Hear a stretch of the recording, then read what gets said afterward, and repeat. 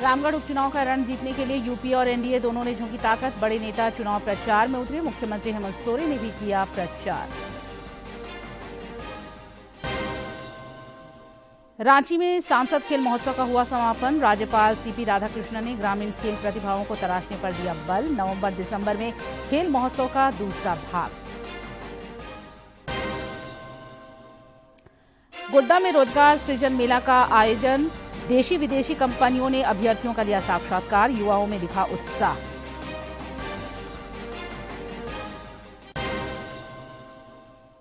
और जामताड़ा बोकारो लातेहार में जंगली हाथियों ने मचाया उत्पात। लातेहार में 2 महिलाओं को कुचला, 1 की मौत। जामताड़ा में 29 जंगली हाथियों के झुंड से दहशत।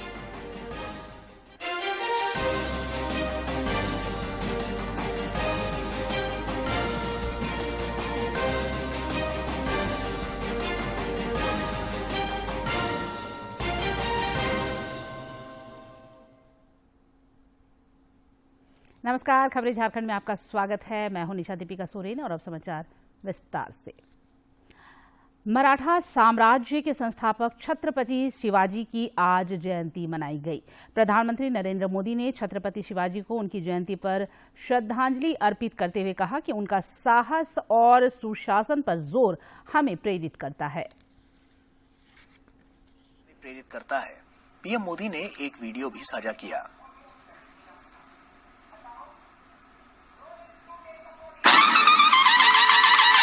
छत्रपति शिवाजी महाराज का व्यक्तित्व बहुआयामी था। ये वीर पराक्रमी महापुरुष जिन्होंने सुशासन और प्रशासन हिंदुस्तान के इतिहास में एक नवीन अध्याय लिखा और संकटों के बीच किया था, संघर्षमय जीवन के रहते हुए किया था। शिवाजी महाराज ने राष्ट्र रक्षा के लिए सशक्त सेना को प्राथमिकता दी। उस काल में भी उन्होंने एक सशक्त नौसेना का निर्माण किया। पानी के बिना तरसते हुए इलाकों को पानी कैसे पहुंचाया जा सकता है, अगर उसका उत्तम से उत्तम ज्ञान प्राप्त करना है, जो छत्रपति शिवाजी महाराज ने पानी के लिए जो पूरी व्यवस्थाएं खड़ी की थी, वो आज भी किसी को भी प्रेरणा दे सकती है। छत्रपति शिवाजी महाराज यानी घोड़ा, तलवार, युद्ध, लड़ाई, विजय यहां तक सीमित नहीं है। वे पराक्रमी थे, वीर थे, पुरुषार्थी थे, हम सबकी प्रेरणा है।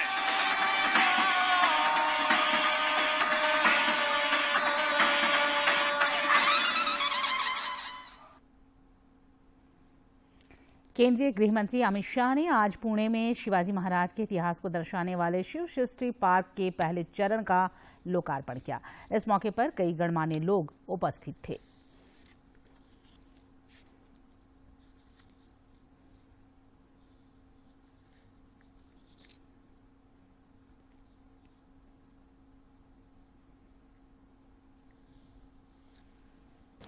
शिवाजी के जीवन से संदेश लेकर प्रेरणा लेने वाले सभी शिव भक्तों के लिए बहुत महत्वपूर्ण दिन है, बहुत ऐतिहासिक दिन है, क्योंकि आज शिव जयंती भी है और आज यहां पर बाबा साहेब पुरंदरे का स्वप्न को जमीन पर उतरता हुआ देखने का भी दिन है, जिससे कई सालों तक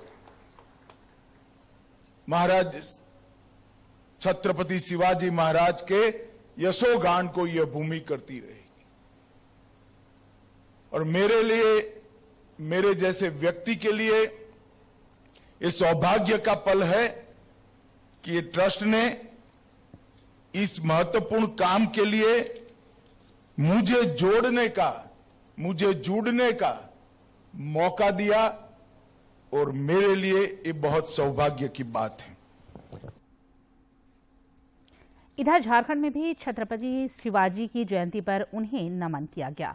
रांची में छत्रपति शिवाजी सेना द्वारा बूटी मोड़ स्थित शिवाजी चौक में जयंती समारोह का आयोजन हुआ। इस दौरान रांची विधायक सीपी सिंह समेत कई राजनेताओं और गणमान्य लोगों ने उनकी प्रतिमा पर माल्यार्पण कर उनके योगदान का स्मरण किया। केंद्रीय शिक्षा राज्य मंत्री अन्नपूर्णा देवी ने आज राजभवन में राज्यपाल सीपी राधाकृष्णन से शिष्टाचार भेंट की। इस दौरान दोनों के बीच समसामयिक मुद्दों पर कुछ देर बातचीत भी हुई।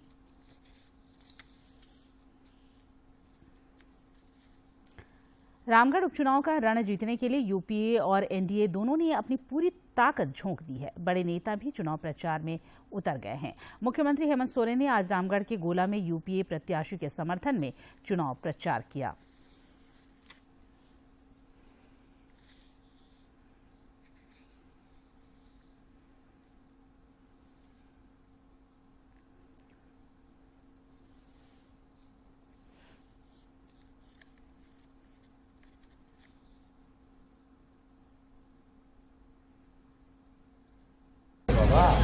इस राज्य के जनभावना के अनुरूप जो हम लोग का हमेशा से लड़ाई रहा है, यहाँ के खतियानों को, खतियानदारी लोगों को हक अधिकार देने का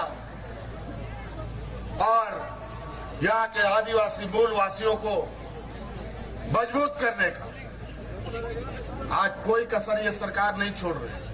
लेकिन ये लोग सोचता है कानूनी अड़चन में फंसाओ, कोई बात नहीं, ये लोग थोड़ा देर परेशान कर सकता है लेकिन हरा नहीं सकता है।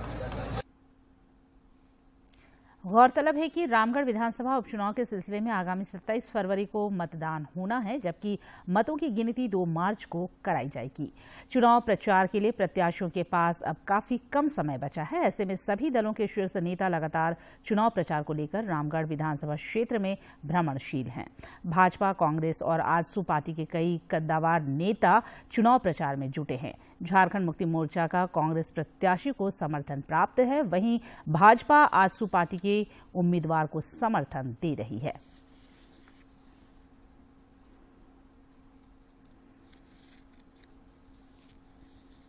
पलामू जिले के पांकी में स्थित अब लगातार सामान्य होती जा रही है। हालात में सुधार को देखते हुए प्रशासन ने भी अब रियायतें देनी शुरू कर दी हैं।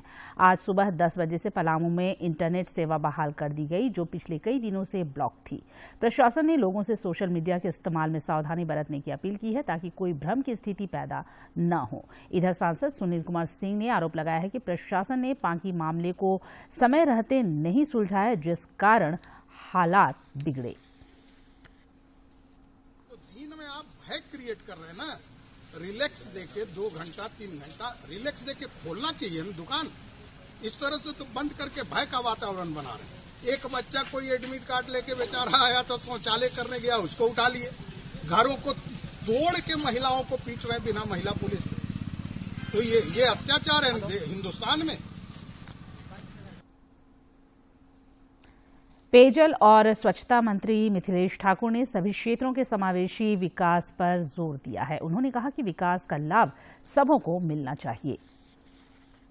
रोज यही सोचता है कि कितना हम कर ले गढ़वा के लिए, गढ़वा की जनता के लिए, गढ़वा के विकास के लिए, और हमेशा आपका सहयोग, आपका आशीर्वाद इसमें मिलता रहा है। और आज देख रहे होंगे आप कि जिधर जाइए आपको विकास ही विकास नजर आएगा। आप गढ़वा शहर में घुसिए, गढ़वा शहर आपको एक तरफ से पूरा बदला हुआ शहर दिखेगा, चाहे जिधर से घुस जाइए, चाहे आप मझियाओं तरफ से घुसिए, चाहे आप बेलचंपा की तरफ से घुसिए, चाहे आप। राज्यपाल सीपी राधाकृष्णन कल रांची में न्यायमूर्ति संजय कुमार मिश्रा को झारखंड उच्च न्यायालय के मुख्य न्यायाधीश के रूप में शपथ दिलाएंगे। यह शपथ ग्रहण राजभवन में होगा।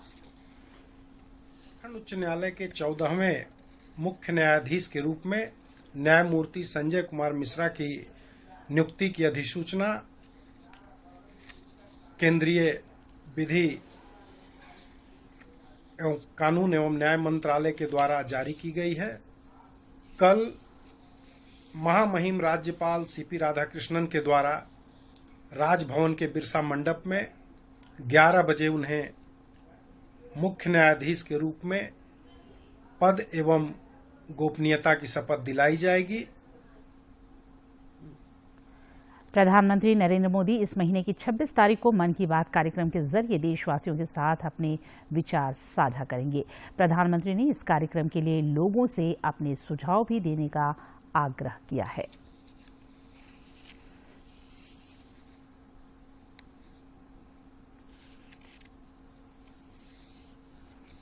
बात है जन जन की, संघर्षों के कुछ किस्से, कहानी कुछ सफलताओं की, अनकही विरासत की, उम्मीदें नए भारत की। महीने के आखिरी रविवार का रहता है इंतजार। ब्रह्मपुत्र के घाट से हिमालय के विस्तार तक होती है मन की बात प्रधानमंत्री के साथ। तो सुनिए इस महीने 26 फरवरी सुबह 11 बजे आकाशवाणी और दूरदर्शन के सभी चैनलों पर मन की बात के प्रादेशिक भाषाओं में अनुवाद का पुनः प्रसारण आप सुन सकते हैं रात 8 बजे आकाशवाणी और दूरदर्शन के सभी प्रादेशिक चैनलों पर। तो याद रखें, रविवार 26 फरवरी सुबह 11 बजे मन की बात। रांची में सांसद खेल महोत्सव आज संपन्न हो गया। मुख्य अतिथि राज्यपाल सीपी राधाकृष्णन ने पदक विजेताओं को सम्मानित कर उनका हौसला बढ़ाया।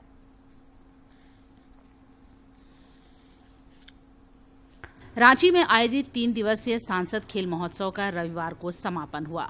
मुख्य अतिथि राज्यपाल सीपी राधाकृष्णन ने पदक विजेताओं को सम्मानित कर उनका हौसला बढ़ाया तथा खेल महोत्सव के समापन की औपचारिक घोषणा की।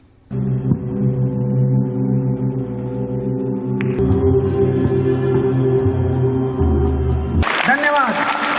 और 6 kilometre and permission to conclude the Sanskrit खेल महोत्सव 2023। इस मौके पर पत्रकारों से बातचीत करते हुए राज्यपाल सीपी राधाकृष्णन ने कहा कि राज्य के ग्रामीण इलाकों में खेल प्रतिभाओं की कोई कमी नहीं है। आवश्यकता है उन्हें उचित मंच प्रदान कर तराशने की। The talents in the rural area is so much. They got an inherited force within them. They got that stamina. What they need is good exposure and good opportunity. मुख्य संयोजक सांसद संजय सेठ ने बताया कि आगामी नवंबर-दिसंबर में इस खेल महोत्सव का दूसरा भाग आयोजित होगा, जिसमें फुटबॉल, हॉकी, वॉलीबॉल और बास्केटबॉल की स्पर्धाएं आयोजित की जाएंगी। दूसरा इवेंट होगा जिसमें फुटबॉल, हॉकी, वॉलीबॉल और बास्केटबॉल है। अभी 6 खेल हुए, 4 अलग बाद में नवंबर-दिसंबर में होंगे और ऐसी प्रतिभा को आगे लगाएं। हम ये जो मेरे लोकसभा के अंदर 6 विधानसभा थी, उन 6 विधानसभाओं से बच्चे आए। 3 दिनों तक चले इस खेल महोत्सव में रांची संसदीय क्षेत्र के लगभग 5000 खिलाड़ियों ने भाग लिया। प्रधानमंत्री नरेंद्र मोदी के निर्देश पर ग्रामीण खेल प्रतिभाओं को सामने लाने के लिए देश भर में इस तरह के सांसद खेल महोत्सव का आयोजन किया जा रहा है। रांची से प्रताप की रिपोर्ट। भारत की अध्यक्षता के अंतर्गत G20 वित्त मंत्रियों और केंद्रीय बैंक के गवर्नरों की पहली बैठक 24 और 25 फरवरी को बेंगलुरु में आयोजित की जाएगी। सूचना और प्रसारण मंत्री अनुराग सिंह ठाकुर इसकी अध्यक्षता करेंगे। बैठक से पहले आर्थिक मामलों के सचिव अजय सेठ ने डीडी न्यूज से खास बातचीत की। अध्यक्षता के अंतर्गत G20 वित्त मंत्रियों और केंद्रीय बैंक के गवर्नरों FMCBG की पहली बैठक दिनांक 24 और 25 फरवरी 2023 को बेंगलुरु, कर्नाटका में आयोजित की जाएगी। भारत के माननीय वित्त मंत्री और भारतीय रिजर्व बैंक के गवर्नर संयुक्त रूप से इस बैठक की अध्यक्षता करेंगे। G20 FMCBG की बैठक से पहले दिनांक 22 फरवरी को G20 वित्त और केंद्रीय बैंक के प्रतिनिधियों FCBD की बैठक आयोजित की जाएगी, जिसकी सह अध्यक्षता सचिव आर्थिक कार्य भारत सरकार और उप गवर्नर RBI द्वारा की जाएगी। श्री अनुराग ठाकुर, माननीय सूचना एवं प्रसारण तथा युवा मामले और खेल मंत्री भारत सरकार G20 FCBD की बैठक का उद्घाटन करेंगे। लोहरदगा मंडल कारा में जेल अदालत सह विधिक जागरूकता शिविर का आयोजन किया गया। इस अवसर पर डालसा सचिव राजेश कुमार ने कैदियों को संबोधित करते हुए कहा कि जिन कैदियों को केस लड़ने के लिए अपने वकील नहीं है, उन्हें सरकारी खर्च पर डालसा पैनल से वकील मुहैया कराता है एवं जिन कैदियों का जमानत हो चुका है किंतु जमानत की शर्तों के कारण वो जेल से बाहर नहीं निकल पा रहे हैं, उन्हें संबंधित कोर्ट से जमानत की शर्तों में बदलाव कराकर कैदियों को जेल से बाहर निकलवाने में इनकी मदद की जाती है। इस अवसर पर कैदियों ने अपनी समस्याओं को संबंधित अधिकारियों के समक्ष रखा, जिस पर उन्हें निराकरण का भरोसा दिलाया गया। गोड्डा जिले में दीनदयाल उपाध्याय ग्रामीण कौशल्य योजना के तहत आज रोजगार सृजन मेला लगाया गया। आचार्य जी, आप यहाँ पर हमारे सम्मानित अतिथियों के कदमों से हमें पुरस्कार को स्वीकार करें।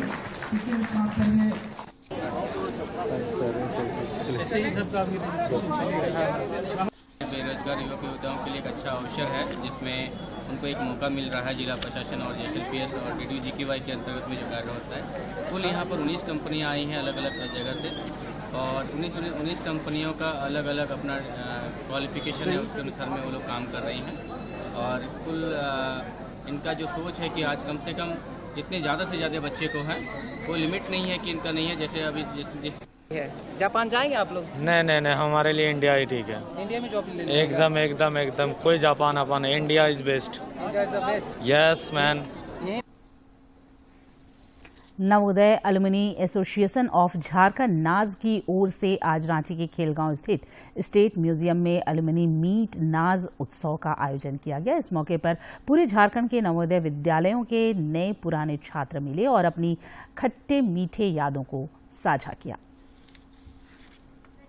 इसने योगा करके एक विश्व कीर्तिमान स्थापित किया है। बधाई मैं संगीता श्री संतोषी जी का अंगवस्त्र देकर सम्मान करें। आपस में एक परिवार की तरह नवोदय में हम लोगों ने 7 वर्ष बिताए हैं और आज नवोदय की स्थापना का 35 वर्ष हो चुके हैं। 35 वर्ष से कुछ ज़्यादा हो चुके हैं, लेकिन वो प्रेम और वो संस्कार आज भी हम लोग नहीं छोड़ पाए हैं। लेकिन एक आकार देना था, एक रूप देना था, और उसी के लिए हम लोगों ने नाज की स्थापना की। नाज हम सबका संगठन है और पूरे झारखंड में रहने वाले नहीं, बल्कि झारखंड के बाहर के रहने वाले लोगों के लिए भी ये नवोदयंस को एक प्यार और एक प्लेटफॉर्म देने के लिए हम लोगों ने गठन किया, एक सामाजिक संगठन। और बाकायदा इसकी एक ऑडिटिंग होती है, ऑडिट टीम है, और इसके सारे फंड्स हैं, उसकी भी जानकारी सबको दी जा रही है। और हम लोगों का हर साल का हम लोगों ने एक बीड़ा उठाया है कि एक हम लोग टॉपिक पर काम करेंगे। जैसे इस साल का हम लोग का टॉपिक है menstrual cycle and mental health. Mahashivratri के पावन पर्व पर विश्व हिंदू परिषद झारखंड के सेवा विभाग और रांची महानगर के पदाधिकारियों की उपस्थिति तथा उनके सहयोग से रांची लायंस क्लब मोराबादी शाखा की ओर से 11 कन्याओं का सामूहिक विवाह संपन्न कराया गया। इस अवसर पर 15 सदस्यीय मलेशियाई सिंगापुर की टीम के साथ मास्टर हाओ ने सभी 9 दंपतियों को आशीर्वाद दिया। विवाह के पश्चात सभी वर वधुओं को बिरसा सेवा न्यास की ओर से विवाह प्रमाण पत्र निर्गत किए गए और नशापान जैसी व्याधियों से दूर रहने का संकल्प कराया गया।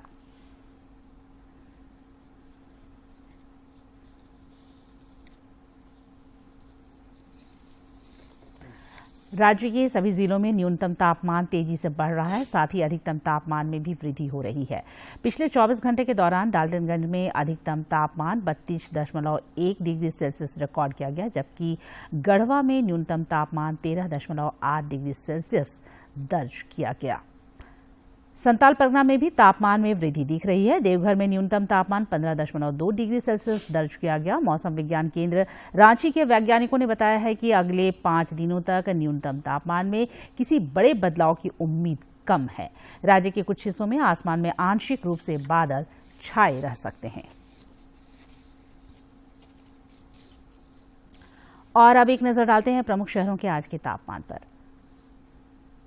राजधानी रांची का अधिकतम तापमान 30.2 और न्यूनतम 15.2 डिग्री सेल्सियस रिकॉर्ड किया गया। जमशेदपुर का अधिकतम तापमान 32.8, न्यूनतम 17.9 तथा डाल्टनगंज का अधिकतम तापमान 32.5 और न्यूनतम तापमान 14.7 डिग्री सेल्सियस रिकॉर्ड किया गया।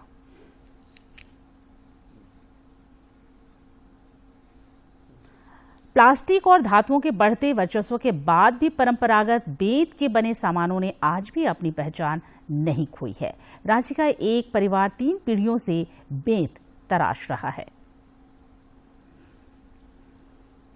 रांची के संतोष बेंत के फर्नीचर और कलाकृतियां बनाने का काम करते हैं। इनके पिता भी यही व्यवसाय करते थे और यह कला इन्हें विरासत में मिली है। संतोष बताते हैं कि अंडमान, आसाम और केरल जैसे प्रदेशों से बेंत मंगाए जाते हैं। इन बेंतों पर जब इनके हाथों का जादू चलता है तो लोग इसकी तारीफ किए बिना रह नहीं पाते और बेंत की यह कलाकृतियां कई घरों की शोभा बन जाती है। यहाँ के लोग पसंद करते हैं, शुरू से पसंद करते हैं, काहे कि ये बहुत आरामदेह होता है, घूमता सड़ता नहीं है और मजबूती का कहना नहीं, और ठीक ठाक रिस्पॉन्स है। कस्टमर रांची का बहुत लोग जानते हैं हमारे दुकान के बारे में। ये दुकान बहुत पुराना है और बहुत लोग पसंद करते हैं। संतोष का वर्कशॉप आज कई दूसरे लोगों को भी रोजगार दे रहा है।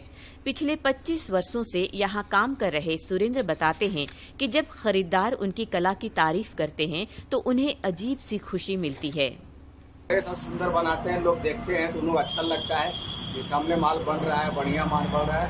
इसकी वजह से बहुत से ऐसा कस्टमर लोग आते हैं, अपना पसंद करके ले जाते हैं। बेंत से बनी कलाकृतियां सुंदर तो होती ही है, मजबूती में भी इसका कोई सानी नहीं है। रंगमंच की दुनिया से सारोकार रखने वाले ग्राहक संजय लाल बताते हैं कि बेंत के सामान उनके मंच की शोभा कई गुना बढ़ा देते हैं। मैंने एक प्ले किया था जिस लाहौर नहीं देखा वो जमया ही नहीं, तो उसमें 1947 की स्टोरी है। तो उसमें हमने बेंत का ही फर्नीचर इस्तेमाल किया था, है ना। लगता है कि हाँ उस समय के पीरियड का है ये। उसके बाद हमने मतलब इसकी खूबसूरती बिल्कुल अलग है। तो हमने एक बार अभियान शाकुंतलम कर रहे थे तो उसमें दुष्यंत का रथ बनाना था, तो हमने बेंत का ही जो है हमने डिजाइन, बेसिक डिजाइन हमने किया था। कहते हैं कि झुकना जिनके स्वभाव में होता है दुनिया भी उसकी कदर करती है। अपने लचीली स्वभाव के कारण बेंत से जहां सुंदर से सुंदर कलाकृतियां तैयार हो जाती है, वहीं मजबूती ऐसी कि थोड़ी सी देखभाल के बाद यह जीवन भर साथ निभाता है। रांची से अवधेश गौतम की रिपोर्ट। जामताड़ा, बोकारो और लातेहार में जंगली हाथियों ने जमकर उत्पात मचाया है। बोकारो में गजराज ने फसलों को क्षतिग्रस्त किया तथा 4 दीवारियों को तोड़ डाला। जामताड़ा के सलाईबेड़ा जंगल से 29 जंगली हाथियों के झुंड के पहुंचने से ग्रामीणों में दहशत दिखा। घटना की सूचना के बाद विधायक इरफान अंसारी भी पहुंचे। इधर लातेहार में जंगली हाथियों का आतंक बदस्तूर जारी है। चंदवा थाना क्षेत्र अंतर्गत बोदा गांव में जंगली हाथी ने 2 महिलाओं को कुचल डाला, जिसमें से एक की मौत हो गई। घटना की सूचना पर वन विभाग की टीम ने परिजनों से मुलाकात कर सहायता के रूप में तत्काल 40,000 रुपये प्रदान किए।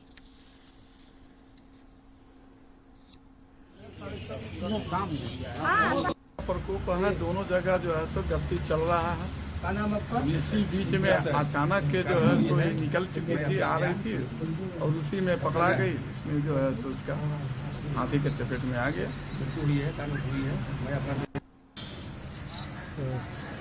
इसमें 6:30 बजे शाम के घर पहुँचे गए थे, थोड़ा सा पहुँचे न पा रहे थे। घर वाले को नहीं कर पहुँचे 2 घंटा तो एक जन के धक्का मारल तो भाग गए, पकड़ के पटकिए गए। चतरा के सदर थाना क्षेत्र अंतर्गत पुलिस ने एक हत्याकांड का 72 घंटे के अंदर खुलासा करते हुए इस मामले में 4 अपराधियों को गिरफ्तार कर न्यायिक हिरासत में भेज दिया है।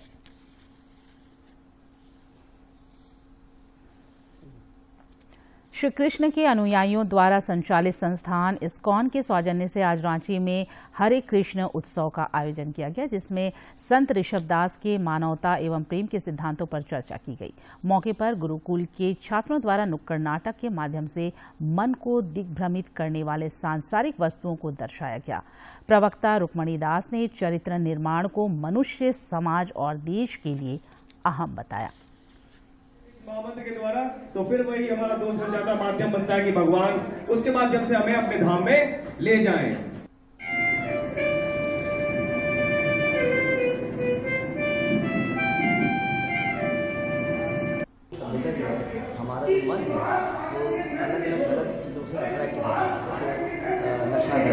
या मूली देखना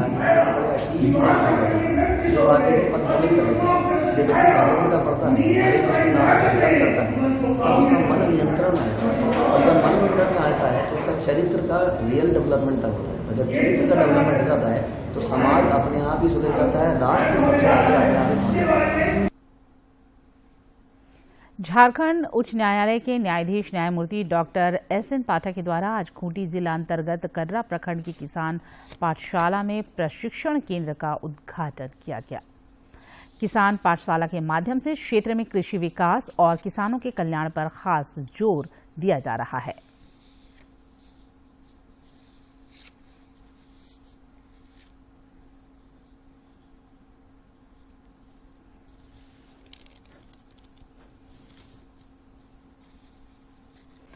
टीम इंडिया ने लगातार चौथी बार बॉर्डर गावस्कर ट्रॉफी अपने नाम कर ली है। भारत ने दिल्ली टेस्ट के तीसरे ही दिन ऑस्ट्रेलिया को 6 विकेट से हराकर सीरीज में 2-0 की अजेय बढ़त हासिल कर ली है। और अब देखते हैं क्यों खास है इतिहास में आज का दिन। 19 फरवरी साल 1630 को छत्रपति शिवाजी महाराज का जन्म पुणे के शिवनेरी दुर्ग में हुआ था। शिवाजी पिता शाहजी भोंसले और माता जीजाबाई के पुत्र थे। ये भारत के एक महान राजा और रणनीतिकार थे। मुगल साम्राज्य के शासक औरंगजेब से संघर्ष कर छत्रपति शिवाजी ने भारत में मराठा साम्राज्य की नींव रखी। इन्होंने अपनी अनुशासित सेना और सुसंगठित प्रशासनिक इकाइयों की सहायता से एक प्रगतिशील शासन का उत्थान किया। इन्हें गुरिल्ला युद्ध का जनक माना जाता है। शिवाजी ने प्राचीन हिंदू राजनीतिक प्रथाओं और दरबारी शिष्टाचार को पुनर्जीवित किया। और अंत में मुख्य समाचार एक बार फिर। रामगढ़ उपचुनाव का रण जीतने के लिए यूपी और एनडीए दोनों ने झोंकी ताकत। बड़े नेता चुनाव प्रचार में उतरे। मुख्यमंत्री हेमंत सोरेन ने भी किया प्रचार। रांची में सांसद खेल महोत्सव का हुआ समापन। राज्यपाल सीपी राधाकृष्णन ने ग्रामीण खेल प्रतिभाओं को तराशने पर दिया बल। नवंबर-दिसंबर में खेल महोत्सव का दूसरा भाग। गोड्डा में रोजगार सृजन मेला का हुआ आयोजन। देशी विदेशी